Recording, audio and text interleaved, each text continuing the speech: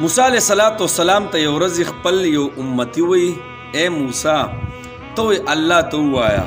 علیه السلام چې زما څومره رزق دی مال دې په یو ځای راکړي. موسی علیه السلام ورته وایي د الله بنده دا خو ټولې تقدیري فیصلې دي څنګه تاله ټول رزق په یو ځای درکړي. هغه چونکې په خپله خبره باندې ودرېدو او وایي نه الله ته ووایه الله ته عرض وکړه چې زما څومره رزق دی بس ماله دې په یو ځای راکړي بس یې په یو ځای ایسته وخورمه. نو موسی علیه السلام چونکې بن اسرائیل باندې خو ډېر ظلمونه شوي او موسی علیه السلام به ورسره ډېر مینه محبت کو ډېر ناکام به ورسره کو. نو الله ته وایي ای الله چې د دې سړي څومره رزق دی ته وله په یو ځای ورکړي. او موسی علیه السلام په سفر باندې لاړی څه موده پس چې بیا رالی موسی علیه السلام نو خو زړه کې وي چې بس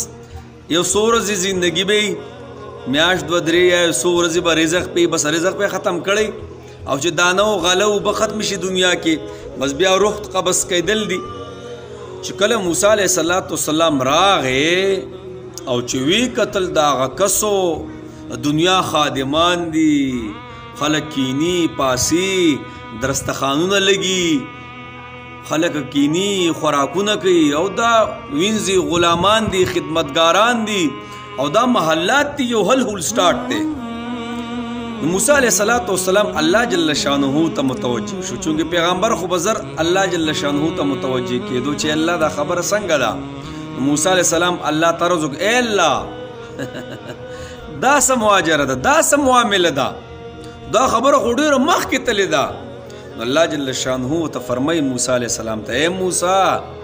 وایي امتي دې ډېر هوښیار وایي څنګه ای الله ګوره وایي زما سره ډیلینګ شروع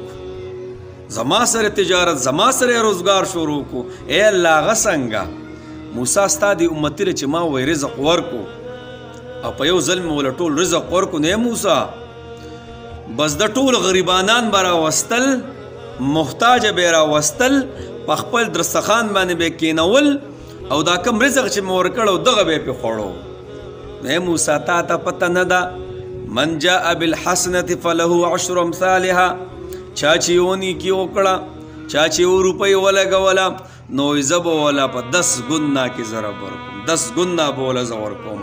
نه ای موسی ده به دغه سیډه زه ورکوم اما فرشتو ته ووایي چې تاسو د دې سیډه ورکوئ. نو موسی دغه سیډ نه بخلتوب نه دی کړی مال چې مې ورکو نو د ځان نه تاو نه کو دا یې ونه وي چې بس زه او زما بچي او څه به خوري او بل پرېږده او خپل ټول هر څه نه نه نه نه چې رزق مې ورکو نو موسی زما په بندګانو باندې خرچ شروع کو. نو موسی څوک چې زما په بندګانو باندې خرچ کوي څوک یو روپۍ لګوي زه به وله 10 ګنا ورکوم او د دې امت سره خو د نبي اسلام د امت سره خو بغیر حساب دی او داسې د واده د وسره چې اجر عظیم به ورکوم. نو موسی ده به دغه سیډه بخل نه کو بخلتوب به نه کو او وایي د دې سیډه ما فرشتو ته وایي چې تاسو وله ضرب ورکوئ. نو خبره د کم ځای نه کم ځای ته لاړه. نبي علیه السلام فرمایي په دریو خبرو نبي علیه السلام قسم خوري. یو پکې دا دی وایي په صدقې سره کو د چا مال کم شو نو ما نه دی تپوس وکړي زه قسم خورم چې دغه مال به نه کمیږي. دا تصویر چې تاسو ته ښکاري که نه جي ډېر داسې محتاجه په دنیا کې ګرځي جي ډېر داسې سحري او ماښامي او سحري نه نو په دې خلکو باندې خرچ کول دی له الله جل شانو دغه پیسو له بیا ډېره غټه ترقي ورکوي ښه ولې الله به قیامت کې نه و چې زه تږی شوی ومه او تا ته ولاړو متا مال اوبه نه دي راکړي ولې الله به نه وایي چې زه وږی شوی ومه تا مال روټۍ نه ده راکړې ای الله ته چېرته وږی کېږې ای الله ته چېرته تږی کېږې الله به وایي ولې زما پلانې بنده وږی نه زما پلانې بنده تږی نه کو چېرې تا هغه له د هر څه ورکړی وی نو نن به څه وه نن به تا زمونږ تللی وی. زه درته قسم خورم چې څوک درته ودرېد محتاجه نو ګوره دا وګڼه چې د ټول الله باچاهي راله مخې له راله د ټول د الله چې کوم نصرتونه او رحمتونه دي ماته مخامخ ودرېدل داسې نه چې الله به دې راته محتاج کي داسې نه. نو غرض مې دا دی بهی که مال او دولت چې الله جل شانه مونږ له راکړی که نه ولګوئ په دې غریبانانو باندې نه کمیږي عثمان رضی الله تعالی عنہ یو کس نبی علیہ السلام نه راله او نبی علیہ الصلوۃ والسلام ته عرض وکړ ای د الله رسوله و ډیر محتاج ما او قرضونه را باندې راوړېدلي دي ډیر ګیر ما نبی علیہ السلام ته فرمایي لاړ شه عثمان پسې لاړ شه او عثمان ته ووایي چې زه نبی علیہ السلام را لېږلی یم زما سره لږ مدد وکړه عثمان رضی الله عنه چې کله هغه رالی هغه کس او چې کله ور ټکو د عثمان رضی الله عنه ور ټکو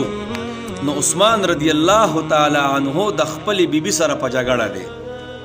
او په کومه خبره په جګړه دی الله اکبر کبیره خپلې بیبي ته وی بیګا تا ډیوه ولې تیزه بله کړې ده دې ډیوې به ډېر تیز سیزي